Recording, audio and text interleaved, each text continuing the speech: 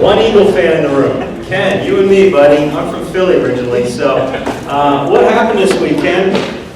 I didn't hear. You didn't hear? Dude. He's not a sports dude, but he's an Eagles fan. That's great. Anybody know what happened this week with the Eagles? Okay, McCoy, these guys got it. We lost McCoy. Actually, we let McCoy go. And why did we do that? Too much money. Too much money. $10 million. $10 million for LaShawn McCoy for next year as a running back. And the Eagles had to make a tough choice as whether they're not going to pay $10.25 million to McCoy, or whether or not they're going to kind of part with him. So they traded him to the Buffalo Bills. And so my McCoy jersey is now vintage. This is a vintage Philadelphia Eagles jersey. Do I take it off or eBay? There you go. I wonder how many McCoy jerseys just went on eBay this week. So, but, I think finances is a challenge. We all face finances and walking through that. So today we're going to talk a little bit about that and walk through that. In the center of your tables are some handouts. If you can grab that. And we're just going to walk through a couple things. But, as we do, as we start off, we've got here, I don't know, about 40 minutes or so. So what I'd like to know from you, so that I don't spend all my time talking about stuff you're not interested in, what are the questions you guys have? What are the things you want to leave with today? Yeah. I know I got a finances, but I know that I mean, most of the time I give my time to time this is, but it's like, I put myself in that position, I mean, why? So right now I see myself trying to catch up on other skills, and I want to use all the loans, and then everybody else got to education. Boy, that's awesome. So, how do I walk in obedience? Okay, and so how do I balance the thing that God says that we're supposed to give a tithe? What is a tithe? Anybody know what a tithe is? What is a tithe? 10%. And you take it off the beginning or the end of your income? Okay, God says, hey, put the 10% in on the front end. And so, you've received it, you do that. I find that when, what that does is that reminds me of who owns the other 90% when I do that. But the question on obedience, how do I balance the fact that I know I should tithe, but I also have, and I'm putting the word verse, okay, paying bills. So how do I walk through that? Does that pretty much accurately explain that? Good. Somebody else have a question or a thought or something else? What else do you want to leave with today? Anything else? Making sure that we're doing the right thing. Okay, so am I doing the right thing?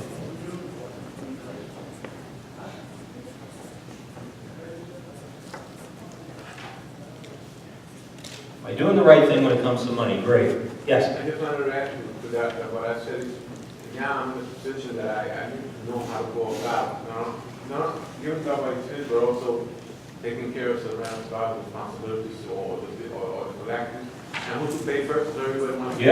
Yeah. So that's it. So who do I, who do I pay first?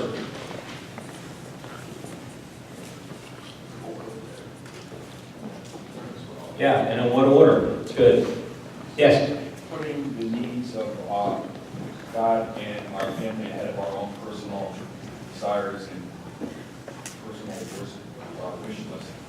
Yeah. So how do I handle my own wish list versus family responsibilities? Does that not say that? Yes. Is that good? It's good. Anybody else? It's good. Good list, guys. It's great. We're going to go through some things, and in front of you, you've got a handout right on the front. We're going to start first as we walk through this, and a handout here. We're going to start first with talking a little bit about money and 7 baby steps. Anybody see the movie What About Bob? It's a Bill Murray movie. I love it. It's like my favorite. It's like my favorite Bill Murray movie. I love Groundhog Day too. But and What About Bob? If you've never seen the movie, he goes to a counselor. He's kind of like got all these phobias and fears, and he goes to a counselor. And as he walks through this with the counselor, the counselor's like, I got this new book. He wrote the book, and it's baby steps.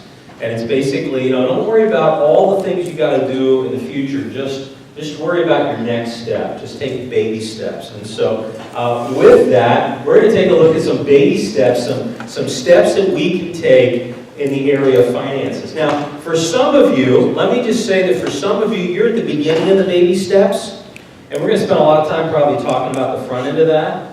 But at the same time, there's some of you that are, maybe you've worked through a few of these things, and you're like, okay, I'm more towards the tail end of these steps. So just kind of as you get an overview, let's take a look at it, because understand that when we deal with our finances, especially as we work through debt, that it's a process, that it's not like today you're going to get the magic bullet that's going to go, and tomorrow your finances are all going to be different, okay? This isn't how that's wired. But I think that today, I'm really believing that somebody's going to get something that's going to help them to be a truth that's going to change the direction they've been going so that they can go in a direction of obedience with God. And so that's what we're looking at as we walk through this. Step number one is setting up a $1,000 emergency fund. And so it's $500 if your income's $20,000 a year or less. And step two is pay off all your debt except the house, utilizing the debt snowball. We'll talk a little bit about that. Step three is 3 to 6 months expenses in savings. Step four, invest 50% of your household income into Roth IRAs and pre-tax retirement plans. By the way, as I'm going through this, if you would, just check off any of these that you currently have done, okay? Any of these that you've currently been doing, or any of these that you're like, okay, we're there, we've done them. Step five, college funding. Step six, pay off your home early. And step seven, build wealth and give. And so, kind of looking at that. So, let me ask you this. How many of you go, okay, you've nailed step one. Step one, you're good at. Okay, so we got a couple guys at step one. Anybody at step two? You paid off all debt except for your house. Okay, awesome. Step three, 3 to 6 months expenses and savings. Okay, great. How about step four, investing 50% of your income in both in Roth IRAs and pre-tax retirement?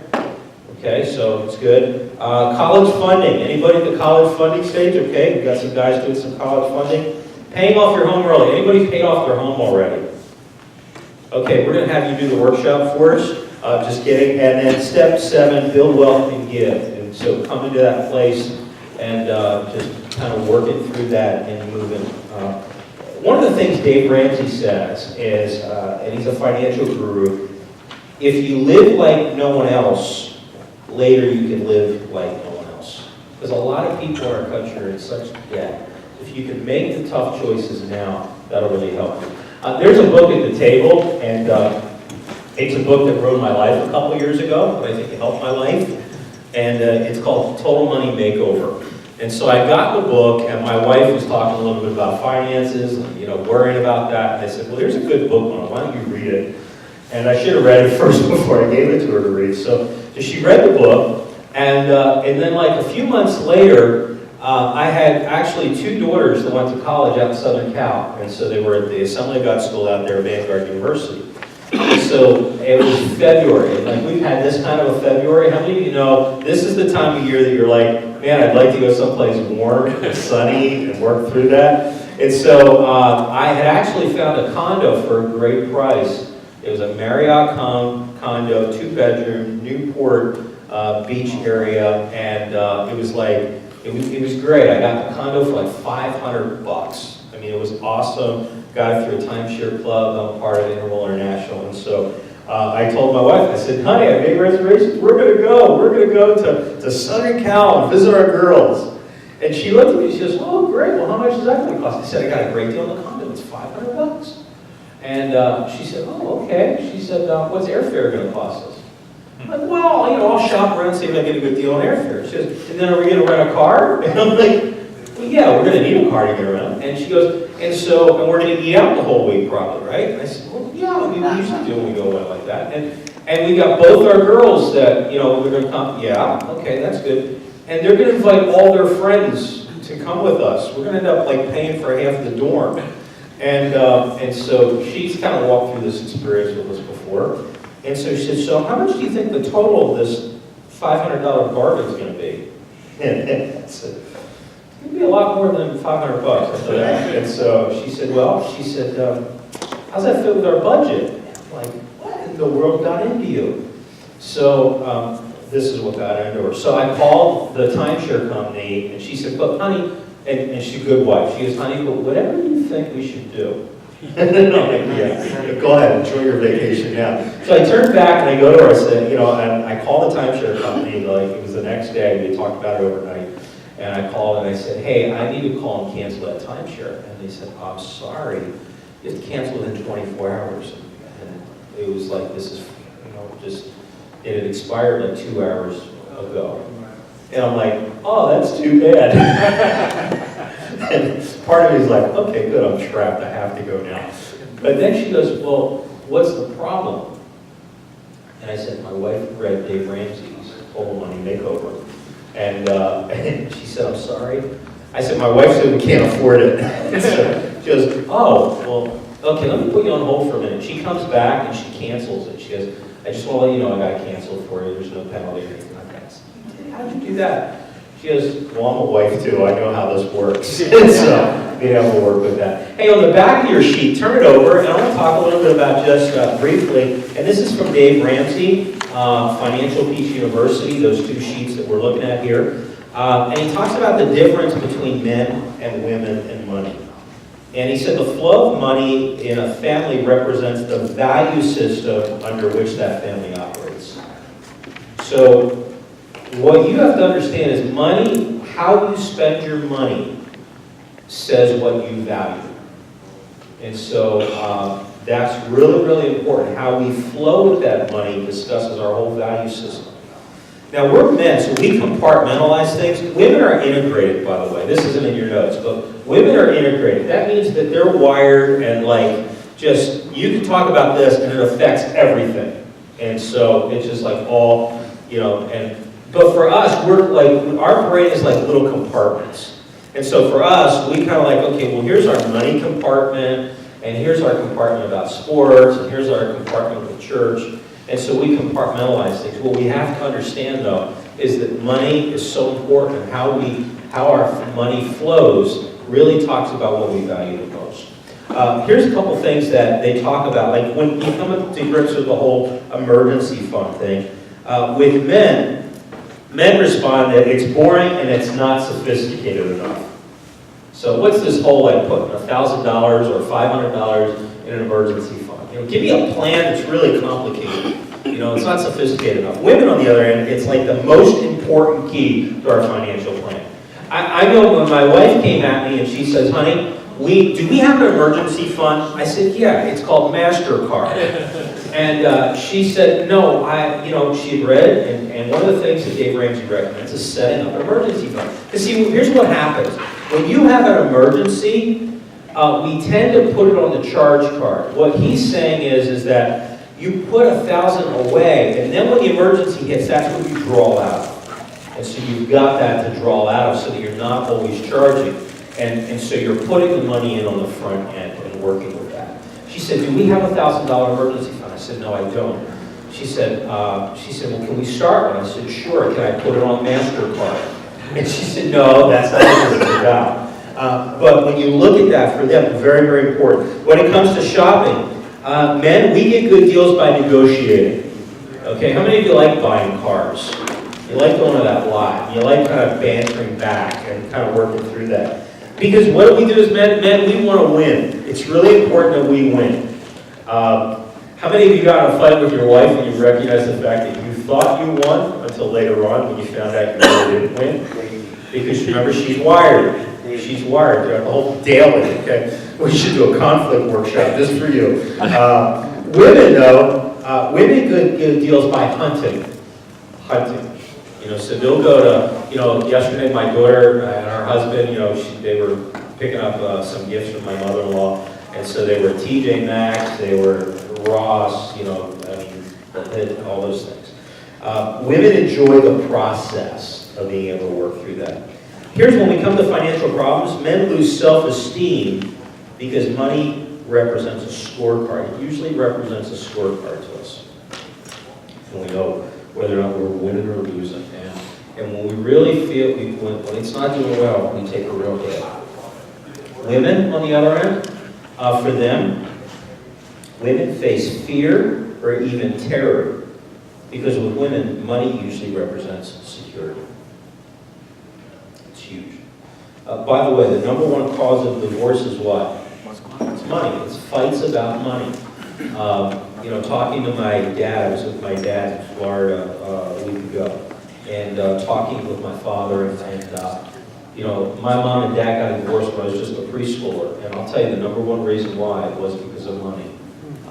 He had taken a job, he was working off a commission, and they ended up having a car repossessed, and once they repossessed that car, she just wrote it, she just kind of, that's it, I'm done. And that was huge. So personally in my own life, I've seen how, at the core of my upbringing, how it broke a marriage apart. So as we look at this, how do we get a handle on this? And I think it's important we kind of walk through this. So, I can talk to you about all the things about money, but I think it's important to really walk through it. So what I'd like you to do is, if you can open up your sheet like this, and this is your body map, we're going to do a spiritual body map and kind of walk through that. And what I'd like you to do, kind of as we started off, is there's a thing called money gotchas. See that corner right on the right-hand side, money gotchas? What I'd like you to do is at your table, I'd like you to brainstorm for a few moments and talk about what are the things that just suck money out of you? Just those things that, and I'm not talking about like your mortgage and all that kind of stuff. I'm talking about the things that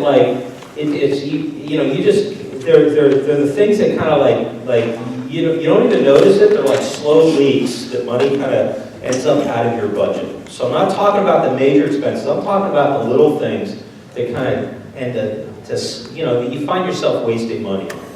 Okay? So brainstorm at your table. See if you guys can come up together with about a bunch of different money gotchas.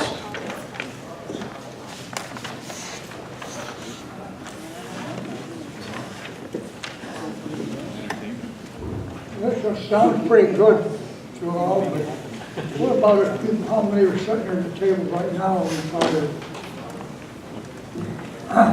a big difference between fixed income and two people or so that are working. Yeah, it's a big difference, you're right. Me and my wife are both retired, Yep. and we're lucky to make it on a month-to-month. Yep. Because my rent takes all my checks at $150. It's really, really difficult. So I get paid on the first, so I got to go a whole So month you really for have the to next watch Thursday. your expenses really There's no close. way I can save $1,000. I understand that. I totally understand that. We're going to talk a little bit about that. So here's, so on the right, when you deal with your money gotchas, anybody have any money gotchas? Eating out is huge. Eating out is huge. If you eat out a lot, you're going to find yourself in just kind of you're going to have a lot more week at the end of your check. And so, what are some other money gotchas? Kids sporting, funding like youth baseball, that much? Yeah, I mean, that can cost a lot of money, all the tournaments and things along that. Are you pretty athletic? So you're in all those things, so it's kind of like, so yeah, that's a big investment. And when you look at that, how you kind of manage all those things. It's good. What are some other things, money gotchas?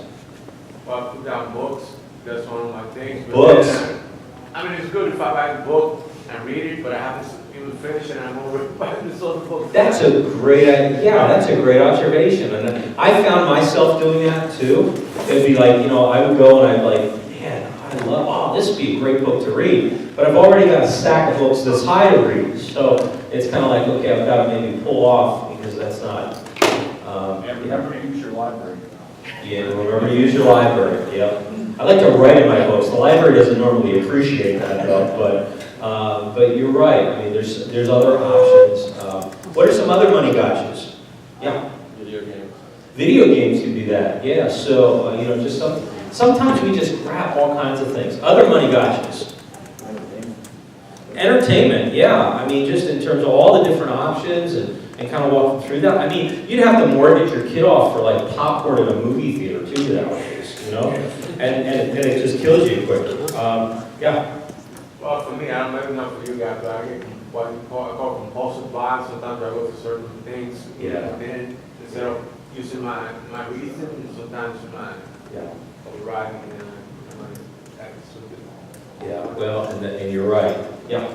Yeah, if you watch excessive amounts of TV, like for me, it's like more than like half an hour, 45 minutes a day. Okay. You get influenced by all these commercials. I mean, you're susceptible. I try to resist it, but the commercials on TV, the commercials on the internet. I mean, this is like a consumerism society, and they try to suck you in and get you to spend everything you got every time you got it. You're right. You're right.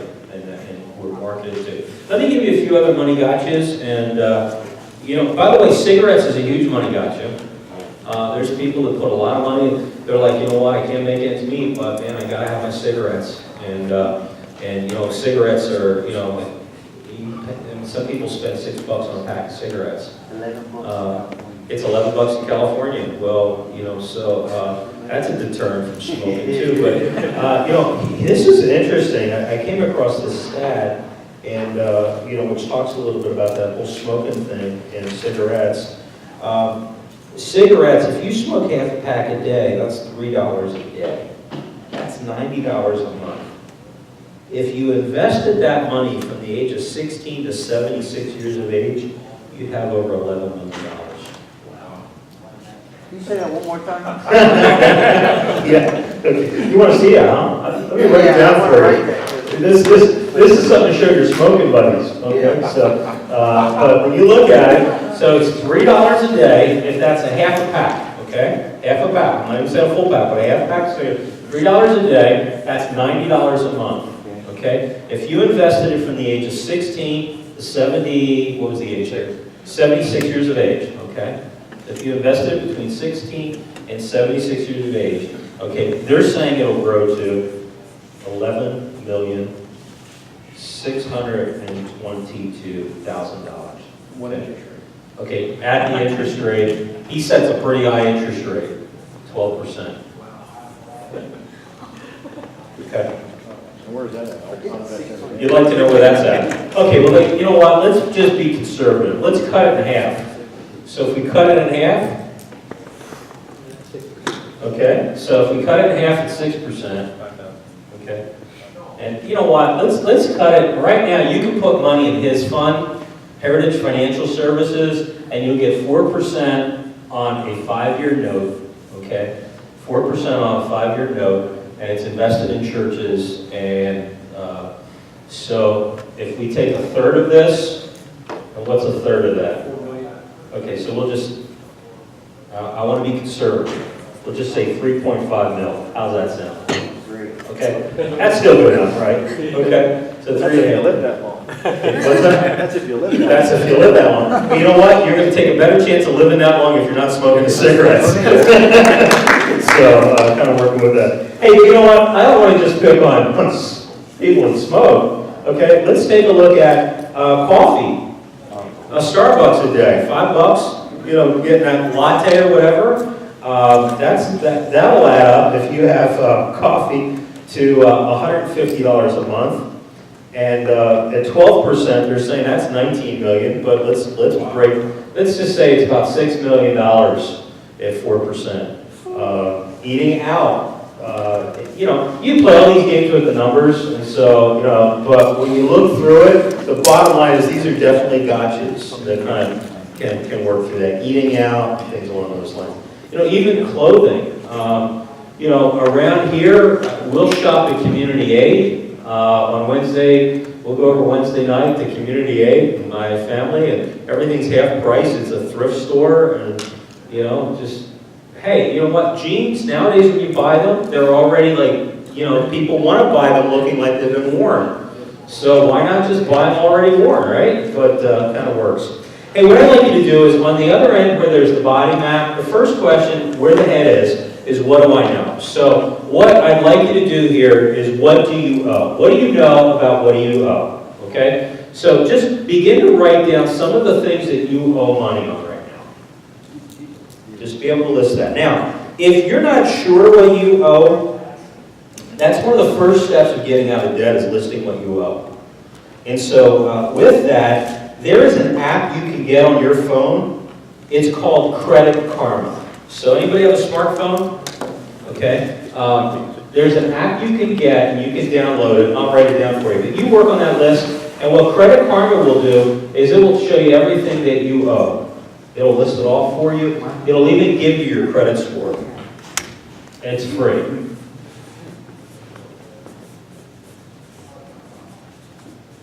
I don't like the word karma.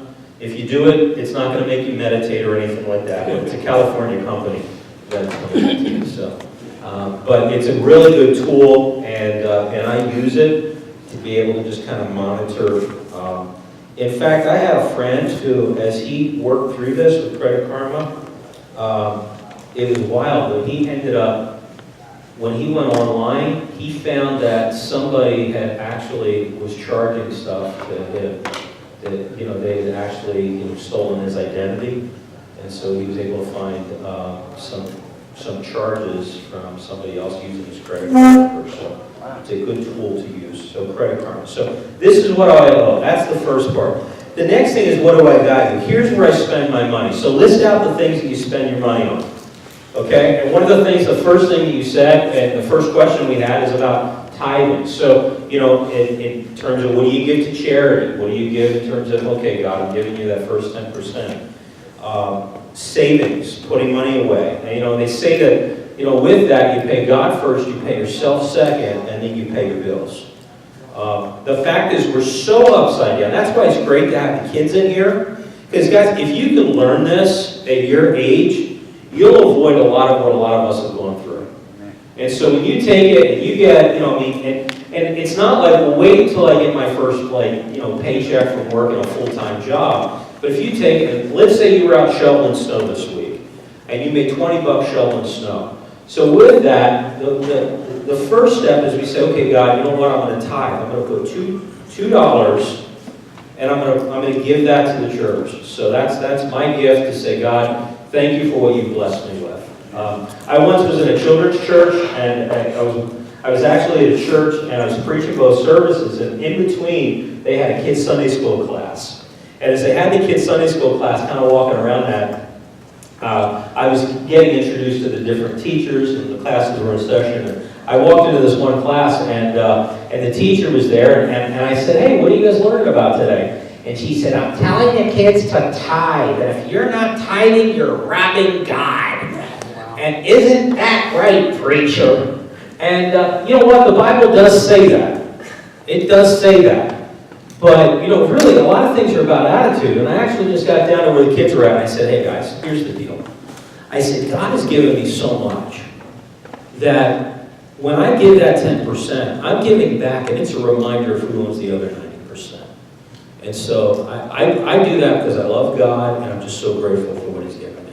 And then I looked at the teacher, and I said, isn't that right, teacher? And she just went, yeah.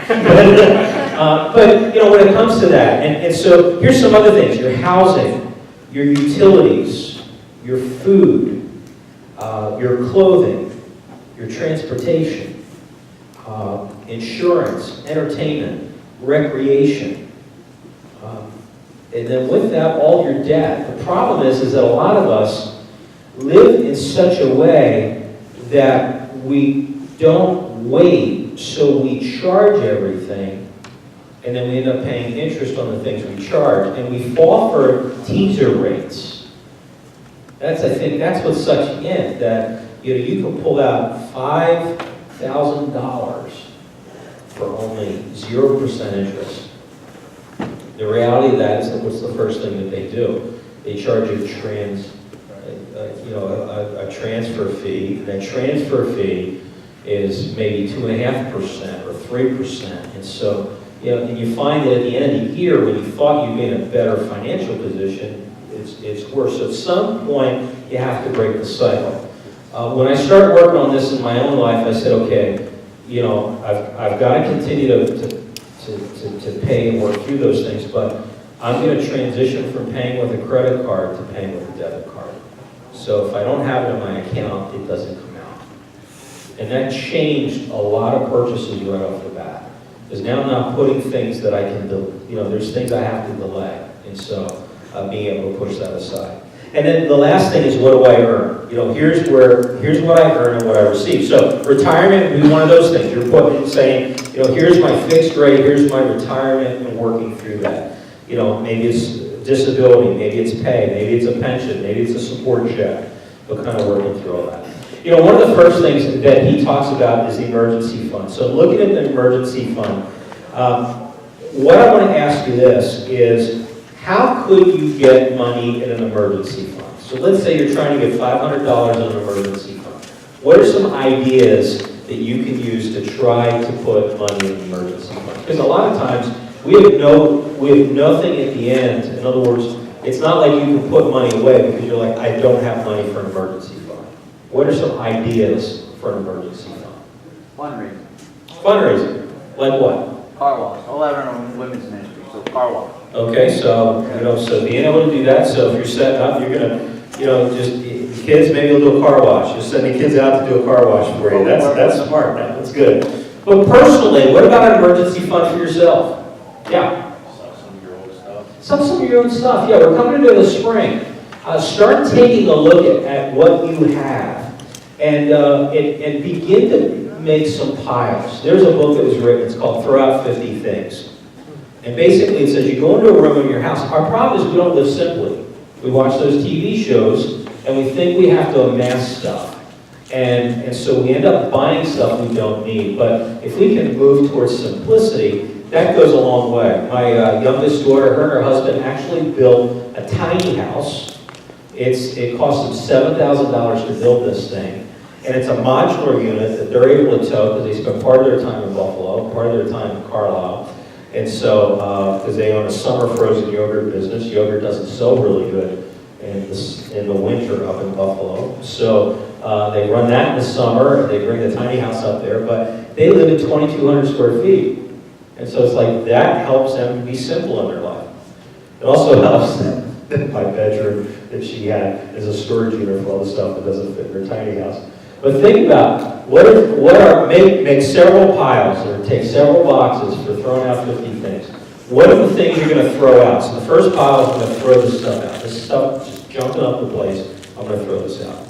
The other stuff is stuff you can donate and give away. Here's some stuff that, you know, maybe you come across a book and you go, you know what, my buddy here, he would love this book. Okay, so you're going to give him that book, and then he doesn't have to buy it or charge or anything like that. And then the other pile is, what are stuff that I can sell? So what are things that I can sell on Craigslist or sell on eBay or at a yard sale? Dave Ramsey, I love this quote. He says, sell so many things that your kids think they're next.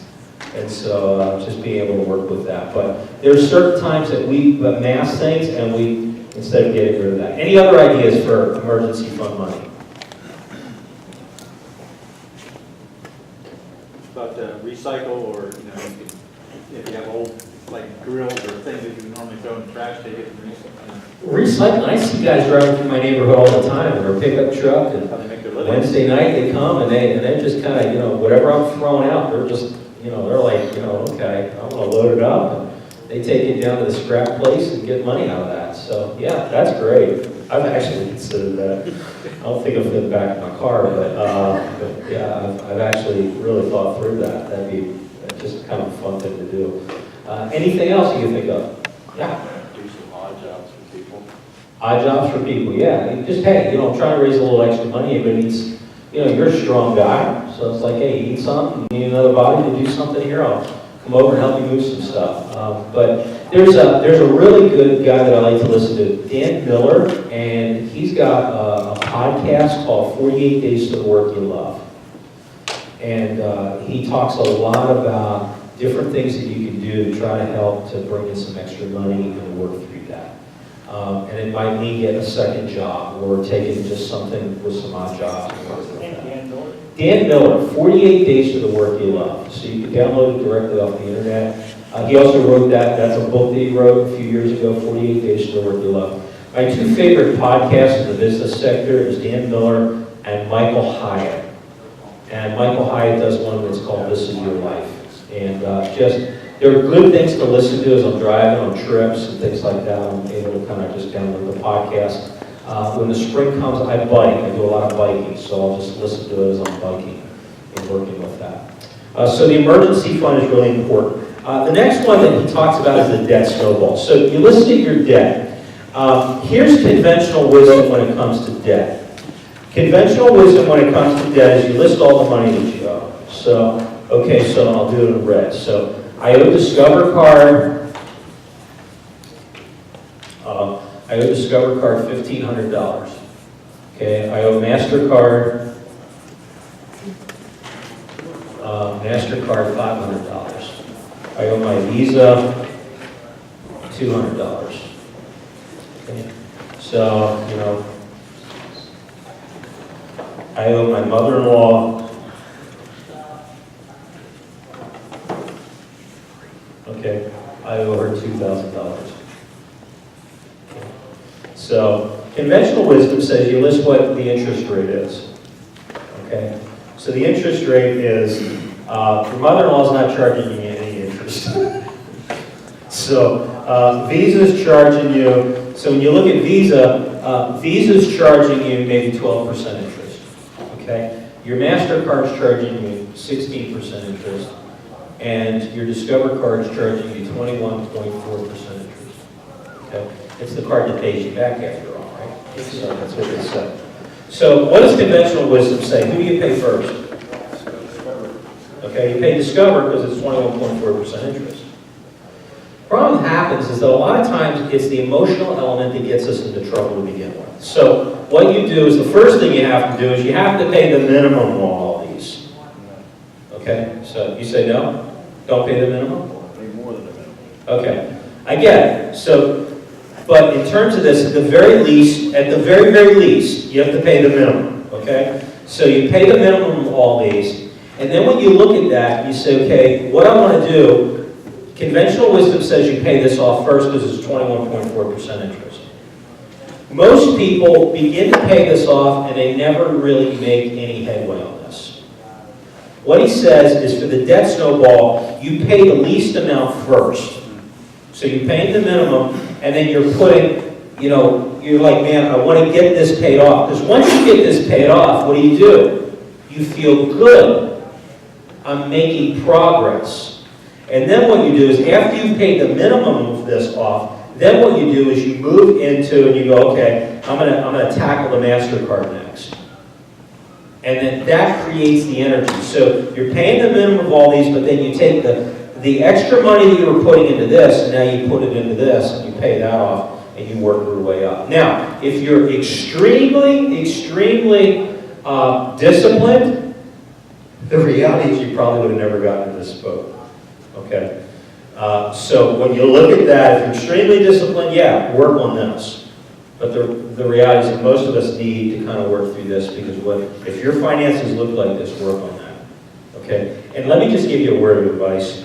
Start giving your mother something, mother-in-law something, because you got to live with that woman, right? So, or at least with her daughter. So in terms of this, with the debt snowball, one of the things that I recommend is Financial Peace University. Can you talk a little bit about, you guys just did Financial Peace. Ken's from Shrewsbury, Assembly of God. Ken, talk a little bit about Financial Peace in that process. Certainly. Dave Ramsey offers a course called Financial Peace University. It's available for churches and non-churches as well. But at the churches where we've served, we've actually put on the Financial Peace University. We've had people within the church and within the community sign up and attend it. It's a 9-week course. And you as a church can order the kit that comes with a whole set of DVDs. Now you might say, Ken, you know, I'm not a financial guy. I don't really know if I can do this. Well, the great thing about the kit is it comes with 9 DVDs, and it comes with the workbooks and everything that you need. So if you can put in a DVD and press the play button, you can pretty much host the Financial Peace University. We've had a number of people have gone through it. This looks really good in comparison to what some people have done. And we're really excited about Financial Peace. We've seen a lot of success stories. My wife and I have implemented Larry Burkett's teaching as well as Dave Ramsey's teaching in our lives. We've been completely debt-free for 7 years. That house and everything. And if you look at the quote in the front, this is really true. If you live like no one else, meaning if you don't spend money you don't have, to impress people that you don't like, you're going to be able to stay out of debt. And then once you're debt-free, you're able to live like no one else. You can take those trips. You can bless people in your church and bless people in your community. So if you have any questions about Financial Peace, I'd love to talk to you about it. It's a great program. We've had younger couples and people that were newly married. The in-laws would buy the kit so that they could attend the course, and it was a real blessing to them. And we've had people that have been married for a long time, and unfortunately they had bad habits. Very early in their marriage, they felt like within the first year of marriage they needed to have a house and new cars, and that took mom and dad 30 years to get. They felt like they had to have it right out of the chute, and they got themselves in a lot of trouble. And so this is good teaching. Dave Ramsey's as a follower of Christ. You see that a lot in the DVDs. Some of the things that he has a tremendous testimony, and I think you would enjoy it as well. So if you have any questions, I'd love to talk to you about it. What's that guy's name, Larry Burkett? Larry Burkett, many years ago, back in the 70s. I spelled Burkett. Burkett. He had an organization called Crown Financial. He passed away several years ago. But a lot of the teachings that we see in Dave Ramsey actually came out of Larry Burkett's teachings. The big thing is a budget. For this to be successful, you have to have a budget. And there's financial tools that are available for free on the Dave Ramsey website, and it shows you how to go through and create a budget. We look at it a little bit differently with the Dave Ramsey approach. The Dave Ramsey approach, what you have to do is at the beginning of the month, you say, okay, I'm going to get $2,000 this month. Well, how am I going to spend that $2,000?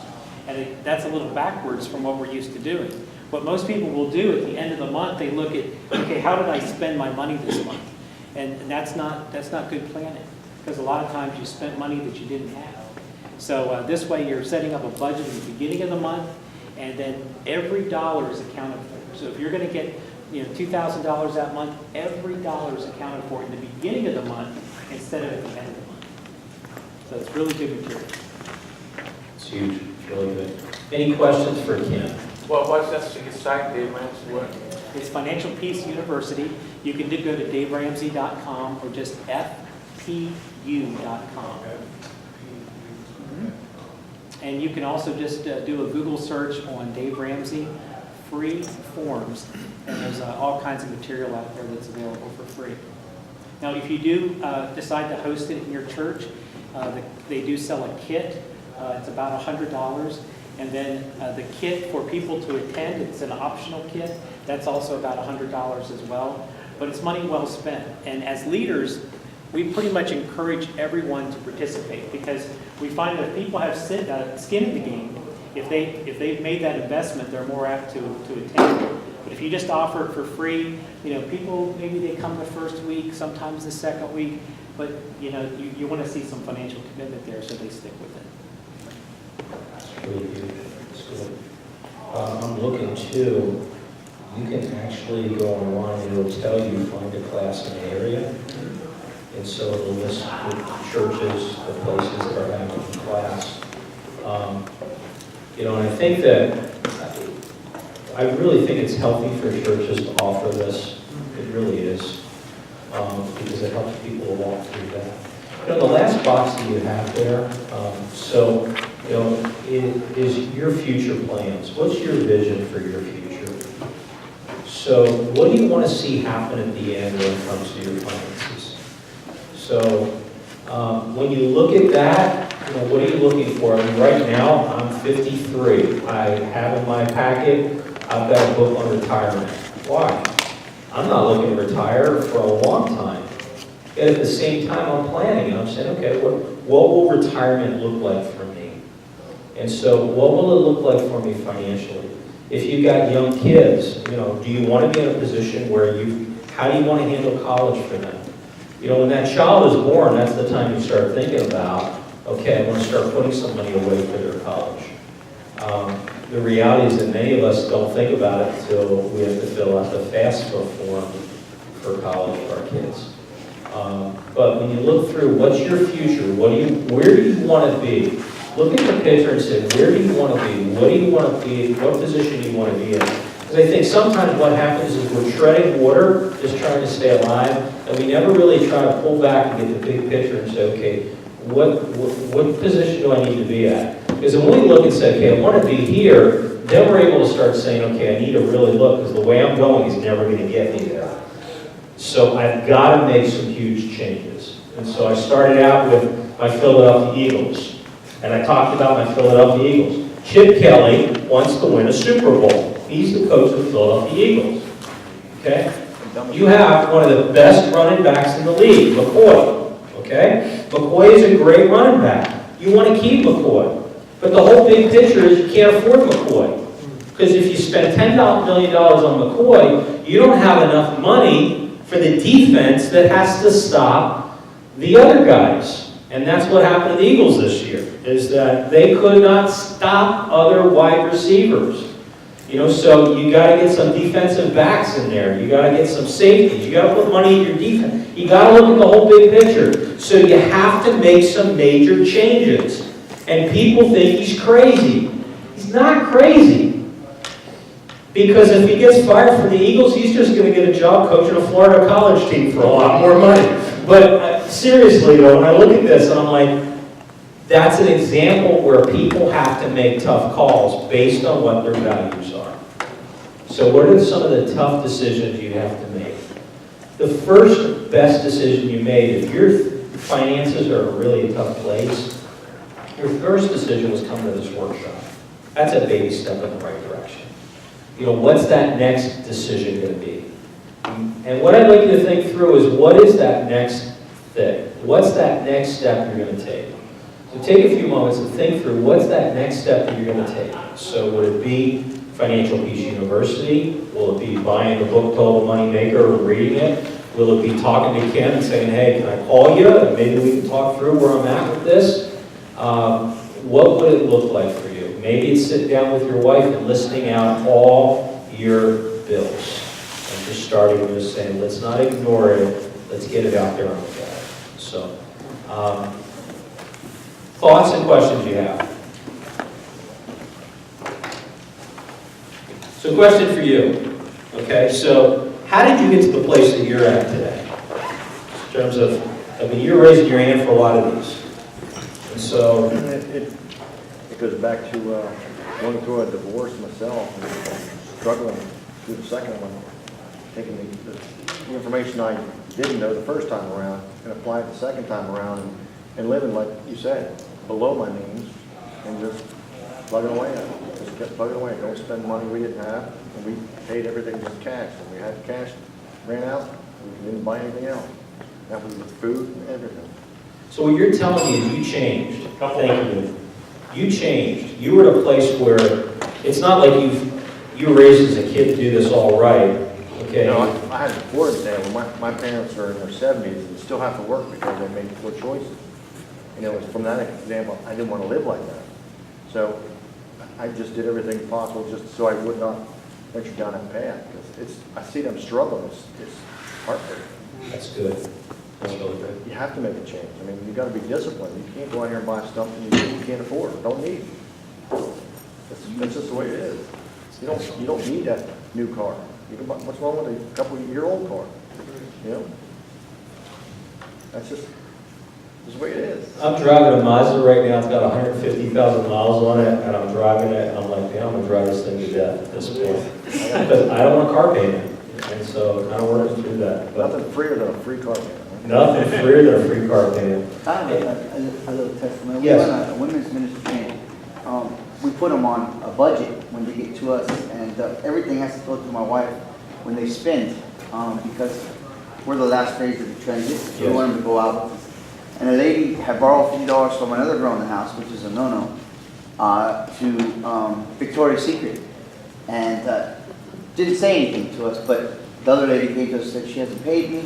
So my question to her was, do you know your needs or your wants? And she said, well, I always need something. And I said, no, because you're always wanting something, that's why you always need something. And with her, she didn't even realize that she had that thing pressure in her own mind to get through those things and to because kids involved with it. But I always tell them, you know, we're in ministry, we don't make a lot of money that's not what we do in ministry. But every dollar that I spend, my wife analyzes, and we do the same thing as we're teaching you. Yeah, And she didn't realize how important it was to decide from your needs to your wants. that's right. That she didn't have That's the right. clue on that. So, I mean, it's just, it does work when you do those things. It's just They- hard to be And disciplined. they sell underwear at Gabriel Brothers. So, thank God for Yeah, you're in Gabe's. sin with those underwear. But, yeah, so you're working in a recovery home. Yeah, we run New Life from You Others. left for mothers and children, so, let's I've been pray. trying to figure out, these people that smoke cigarettes. Why are they burning up $60 a week when they can take that $60 and go down here to the poor people in the block and give it to them there and buy groceries? They might as well, because all they're doing is burning it up. Yeah. And now, they're raising taxes. A carton of cigarettes is gonna cost you $60. I saw If you've that. got two people in your family that smoke, that's $120 going up in smoke. You could give to somebody else so they can eat. We all make Christian, what choices, you do don't is- we? We all make Why choices. you blow up smoke Yep, and ruin your health? yep, You're going against God's wish. God doesn't want you to ruin your health. that's right. So those are decisions. But you know what? We get addicted, we get in habits. So we get in habits of smoking. Some people get in habits of gambling.